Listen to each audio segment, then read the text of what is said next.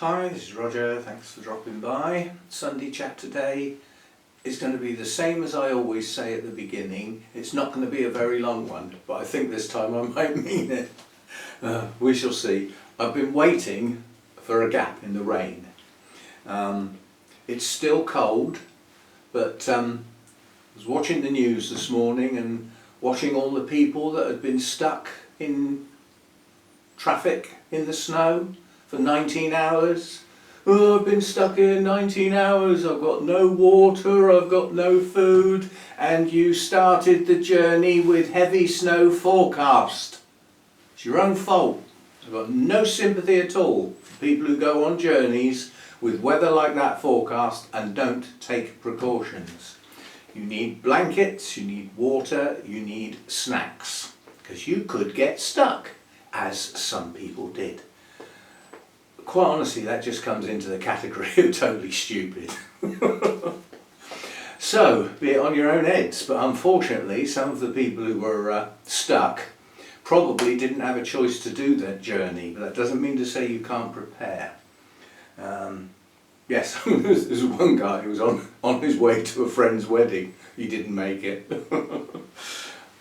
This stuff happens, you know, it's called winter. And we have to think ourselves lucky in this country. We don't get bad winters. We get a bit now and again, like we've just had a bit, couple of days, some cold, and now it's going to get milder as the week goes on. We've had a bit, you know. We didn't get 6 foot of snow and can't even open the front door, did we? Right. Thanks to everybody who supports the channel. Blanket thank you. That's to everybody. And also thanks a bunch for those who've supported the other 2 channels as I'm getting them up and running. Those of you who have the setting for notifications set to public, in other words, not notifications, subscriptions.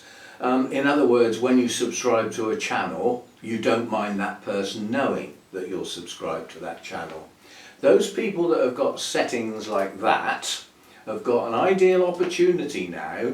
If you're not subscribed to my gardening channel, Roger's New Garden, I'm 4 away from breaking the 500 mark.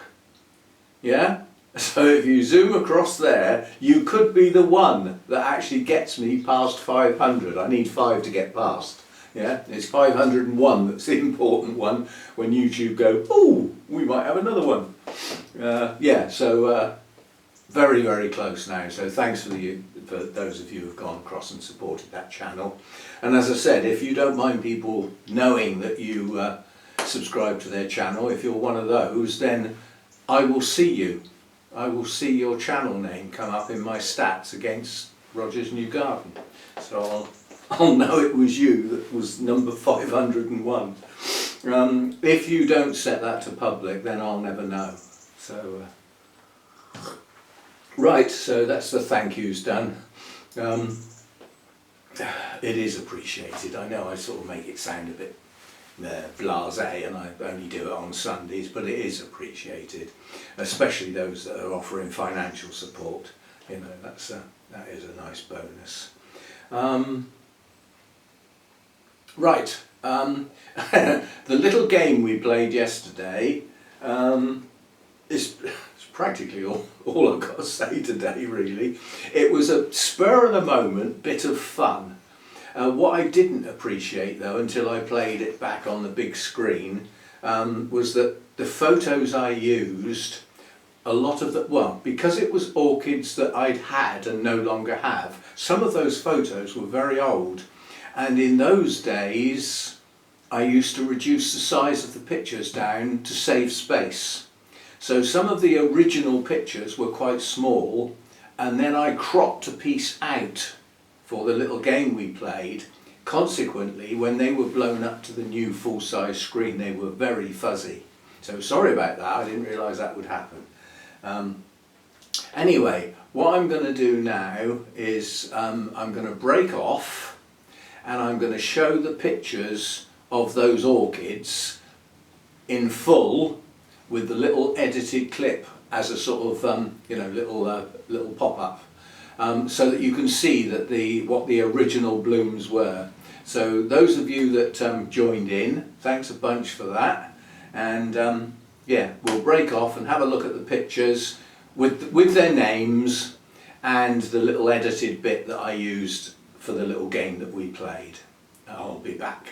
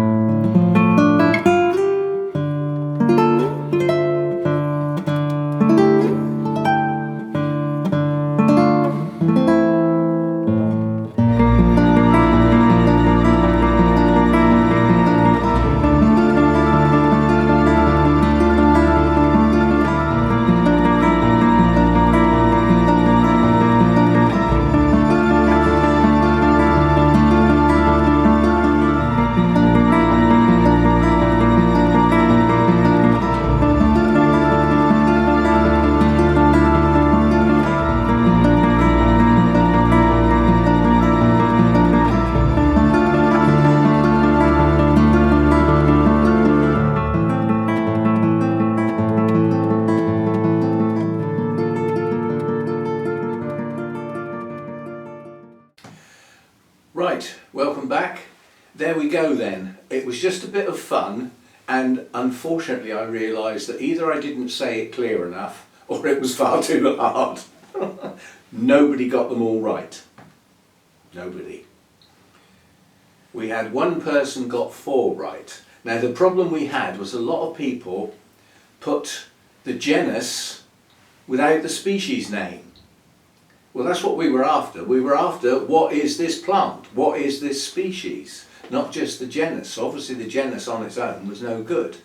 At least it showed that you know your orchids to an extent, but not the actual individual species.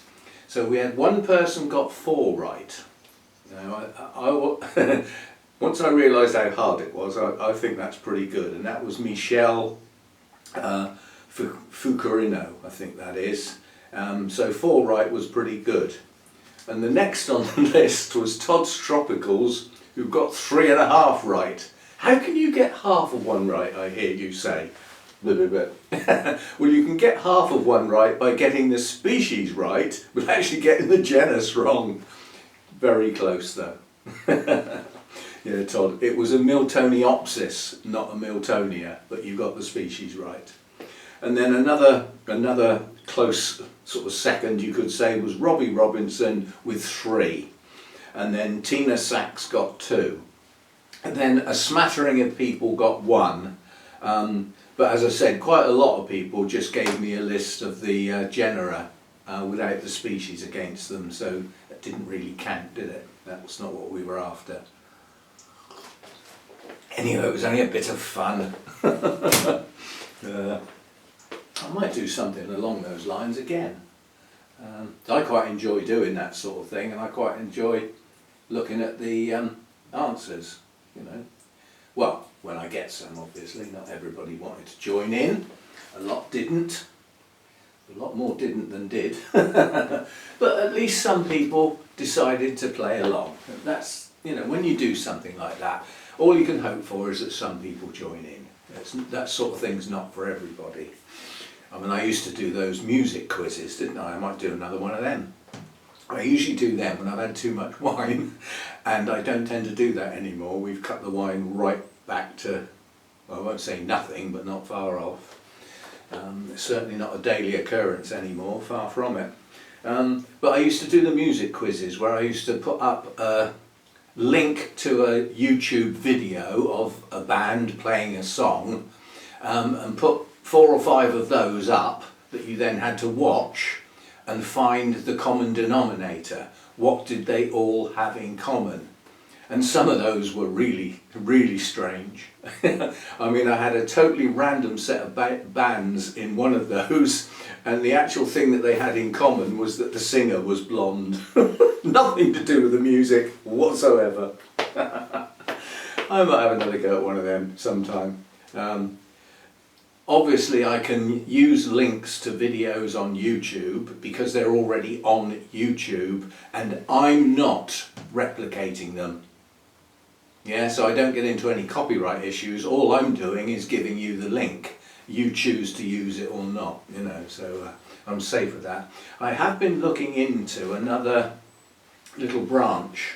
Along those lines, I've been watching some of these, I think they're called reaction videos, where somebody plays a piece of music, like a bit from a concert or something like that, and does like a review of it and reacts to it, like, you know, whether they think it was wonderful, whether they thought it was a load of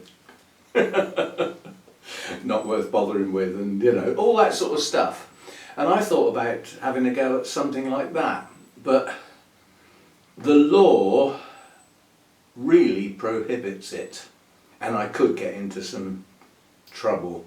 Because basically what you're doing is you're filming yourself, sat down, like looking at your laptop because you're watching a music video, and a little pop-up on the screen is showing that music video. So you are technically infringing copyright for that video because it's owned by the band who made it, probably.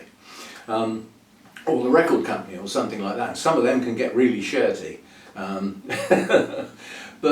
how these people get away with it, I'm not quite sure. But there is the fair use policy that YouTube adopt, which does vary around different parts of the world. And the EU, which I'm now not part of, the UK probably still using the same set of rules. Fair use is geared up to, you can criticise, review, educational purposes, expand on. You can do some things with the original that are allowed because it's fair use, as long as it's not detrimental to the original earning money from it. Yeah? So if you were a top musician and you criticise something really badly, okay, you're reviewing it, but that would be detrimental because people could take your view and then not watch the video, and that person would lose some revenue. So it's a bit iffy, it's one of those grey areas. So I wanted to do it, and then I thought, actually, we'll leave it alone. It sounds a bit iffy to me. I mean, I've had a couple of music, not strikes, I've had a couple of music, well, what do they call it? Notifications, I suppose you could call it, where I've used a piece of music that I thought was okay to use, and it turns out it wasn't. So the person who owns the piece of music has objected, and what YouTube do is they remove my monetization. Yeah, so any money that's made from my video with that music in it goes to the people who own the music. Now I'm actually okay with that, because I didn't realise I wasn't supposed to be using that piece of music. It was a bit of a con. Basically, it was a piece of music that was on a site that said all this music is royalty free, copyright free, and is available for you to use in your videos. And then you use it and you find out they didn't own it. They'd already nicked it off somebody else trying to get away with it. Anyway, I've been caught with a couple of those. I just delete them. I delete the piece of music so that I don't use it again. Leave the video up there and it'll just be an unmonetized video. So be it. I wouldn't want to take somebody else's revenue anyway. If I knew that's what was going on, I wouldn't do it in the first place. Right, so that was that bit of fun. I might think up some more bits of fun, little games to play, Orchid related, simply because there's not much going on, and I can safely say videos are going to be thin on the ground, literally, till we get out into the new year. It's just the way it is. There's not many new blooms to come. There are some, you know. There's certainly not much work going on. I'm not repotting stuff this time of year. I'm not buying new stuff this time of year. There's no shows to go to. It's highly unlikely I'm going to go to Burnham's this time of year, especially weather not, possibility of weather not being good. It is a fair old drive.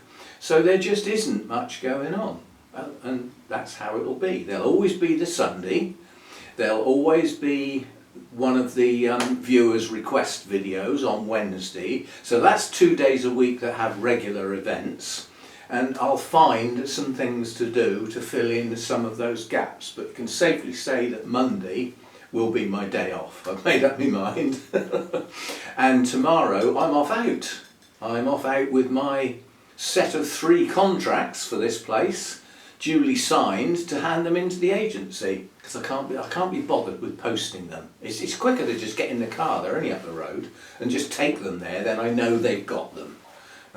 So I should be doing that tomorrow. Yeah, it's 2 years. I signed up on the 1st of December 2 years ago. Now I didn't move in on the 1st of December, I moved in around the 16th, 17th. I had some help with the big furniture, and Hannah helped me move the orchids. I made videos of us moving the orchids. You can go and find them if you like. 2 years ago today, forward about a couple of weeks, that's about the arena where we moved the orchids, around the 16th, 17th. So there's some videos. Hannah's actually in one of them as well, with gritted teeth. I don't like being on camera.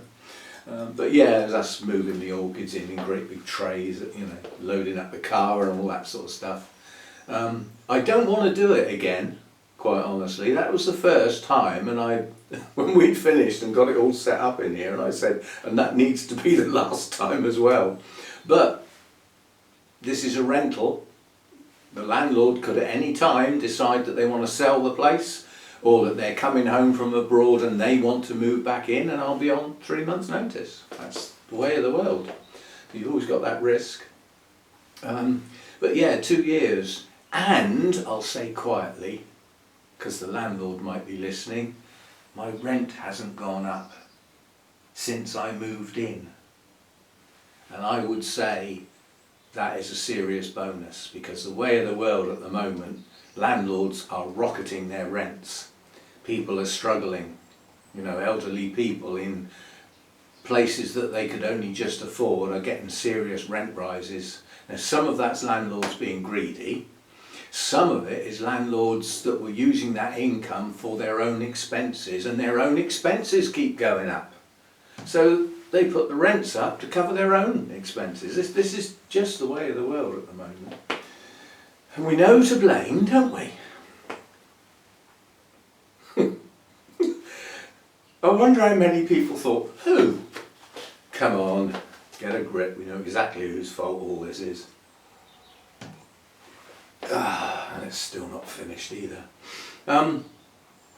Right, that'll sort of do, but I wanted to show one orchid because it's got everything on it for that type of orchid that you ought to have on yours at this time of year.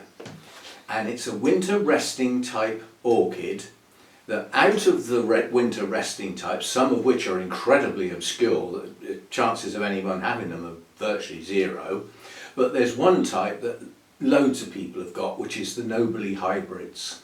So we'll have a look at one. Just the one. Only because it's just here and I can get at it. Right, this is Dendrobium prima donna. And at this time of year, a nobile should have finished growing its canes within the last 6 weeks or so. It may be just finishing them off. We're only just into December.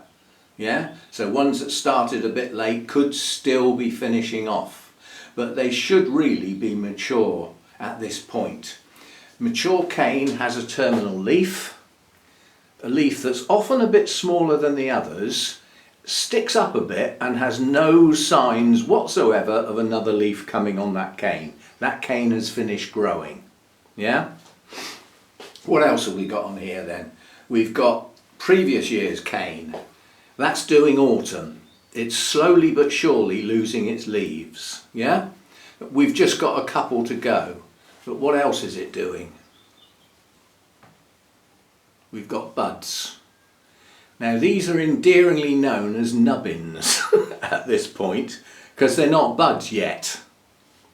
it is remotely possible they could become kikis. But the fact that I've got lower temperatures and this is under the light, so it's got bright light, it's highly unlikely to produce kikis. And on this really old cane over here, we've got nubbins over here as well. That's got its last little leaf. Had its last little leaf. So that's now a leafless cane. That's a leafless old cane. That won't bloom, as is all the other old canes.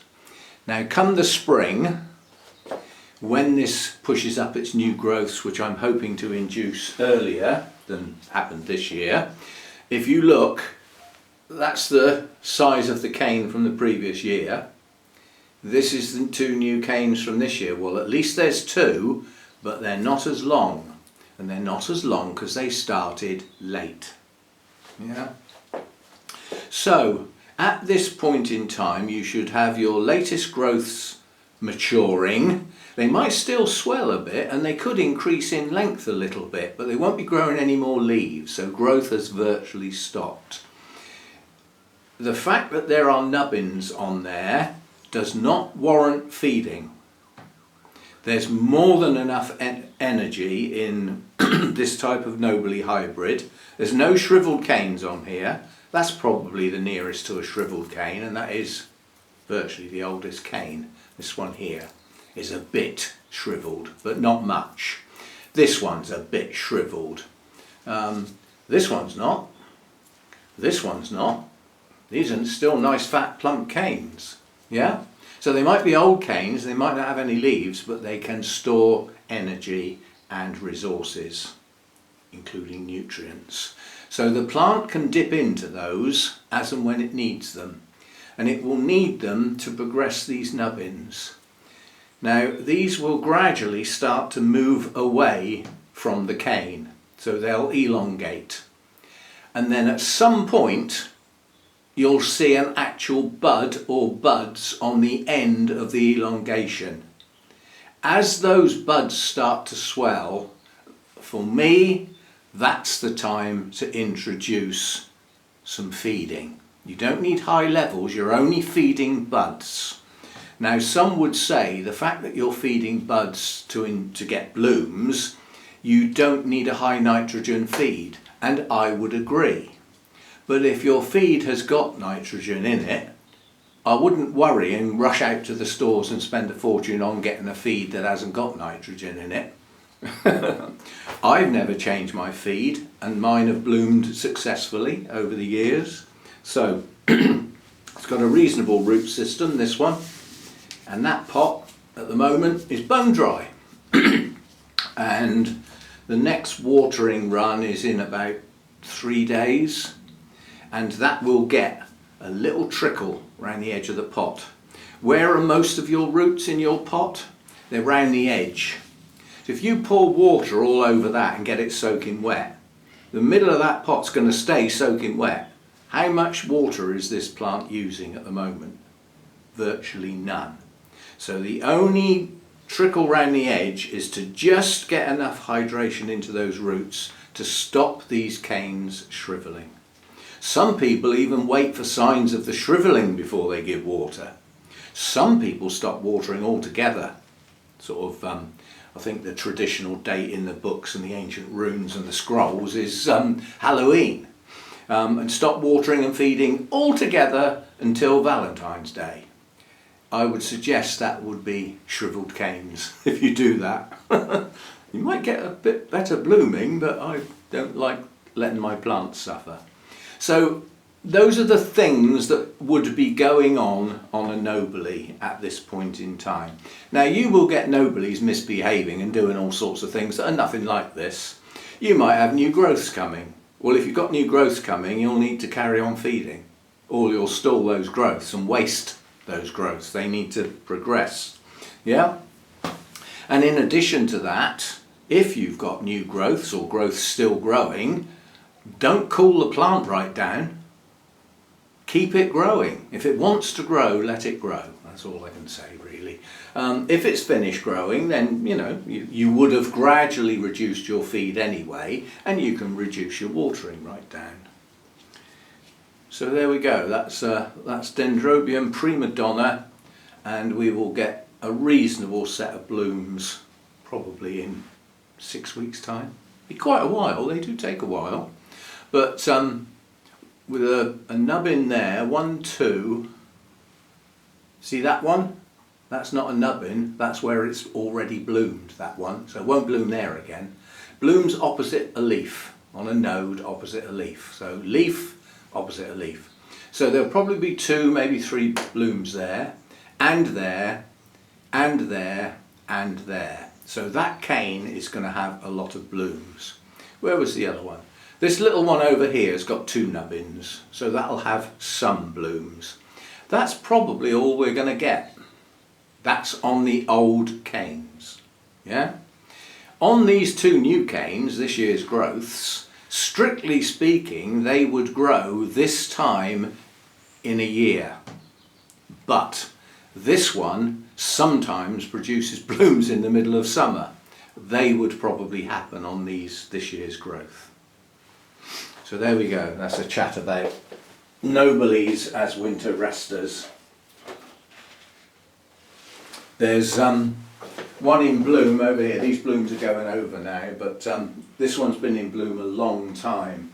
This one's sort of playing games here because the 2 new growths on this one are still actively growing.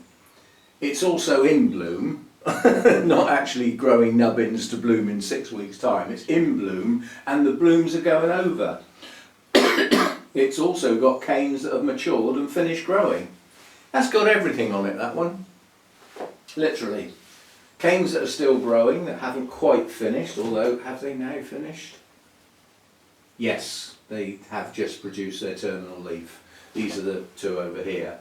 This one produced its terminal leaf a while ago. So, blooming at an odd time, canes maturing about right. This was out of season when I got it. It was doing all sorts of things at the wrong time. The only thing really that it's doing out of season now is blooming. It's bloomed early. Now there might be some more blooms on that into next year sometime. We just have to wait and see. So that's 2. Where are all the others? I mean all the others. The other one. Where is the other one? Oh, I can't see it. I certainly can't get at it. In fact, it's fallen over.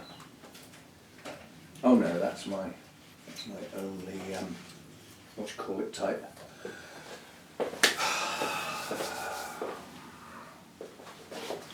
Now it's gone. Phalaenopsis type. There we go. Yeah. Have I got any other noblies? That's 2. We've got the big one behind me. We've got prima donna. Sure, there's another one. There's another unnamed one. Yeah. So I've got 3. Used to have more than that.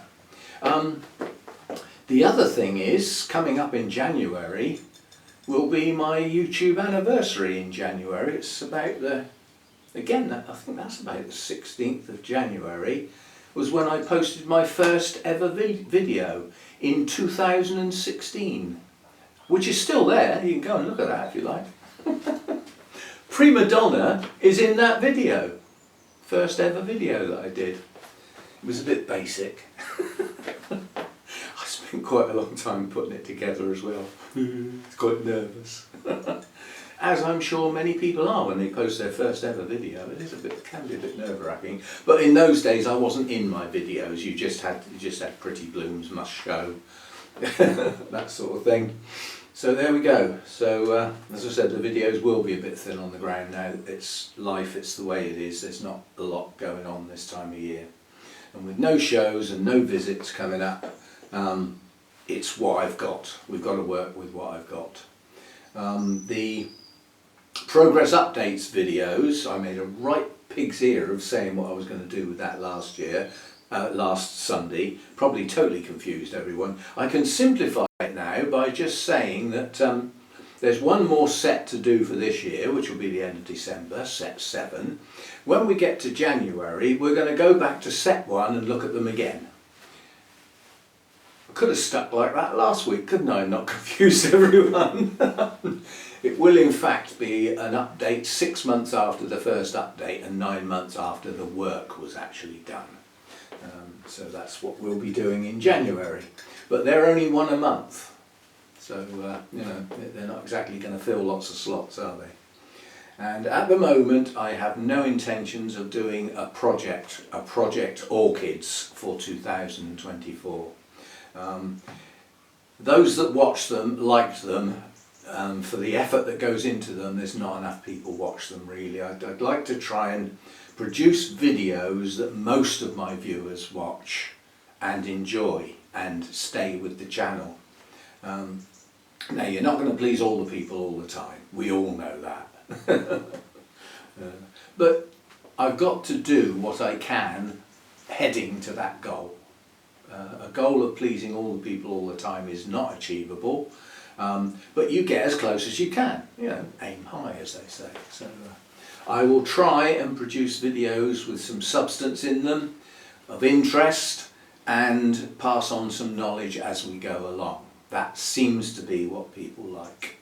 So if it ain't broke, don't fix it. There we go. Oh, we got a little joke. Oh, I keep forgetting to have my joke on the end of somebody's video. This is a very simple joke actually. It is a joke.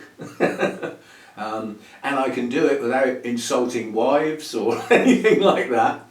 So a guy goes into the doctor and he says, "Doctor, I've got a hereditary problem. I've got diarrhea."